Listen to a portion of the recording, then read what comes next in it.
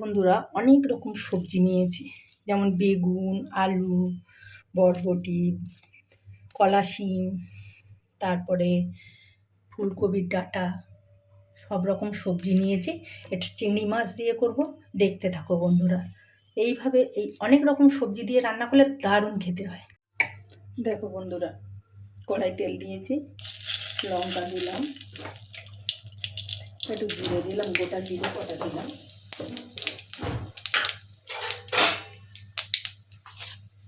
একটু হলুদ দিলাম, তারপরে চিংড়ি মাছগুলো দিয়ে দিলাম।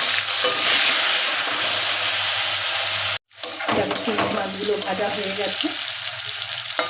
এইবারে আমি অন্যান্য সবজিগুলো দিয়ে দিলাম।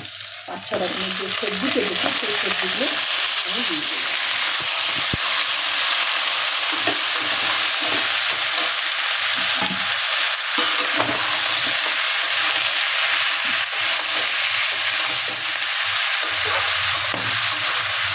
এই সবজিগুলো দিয়ে এবারে আমি একটু হলুদ দিয়ে দিলাম, আর একটু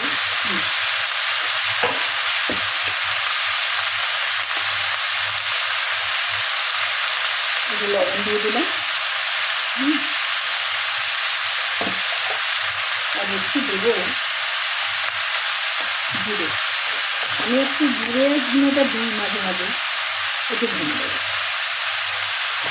আর কিছুই দেবো না। এবারে এটা নেড়ে চেড়ে নিয়ে এবারে আমি একটু ঢেকে দেবো।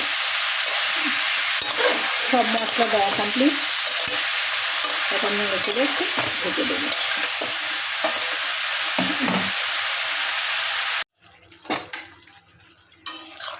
দেখো বন্ধুরা, এই দেখো আস্তে আস্তে করছি এই তরকারিটা, ওই জন্য জল দিতে হচ্ছে না, আস্তে আস্তে এটা হয়ে যাবে।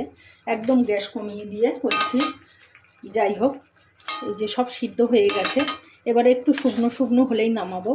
একটু চিনি দিয়ে দিলাম, একটু চিনি না দিলে এসব মাখা তরকারিতে ভালো লাগে না, তাই একটু চিনি দিয়ে দিলাম। আর ঢাকা দেবো না, এবারে আস্তে আস্তে এই জলটা শুকিয়ে গেলে নামিয়ে নেবো। দেখো বন্ধুরা, এরকম মাখা মাখা তরকারি হয়ে গেছে।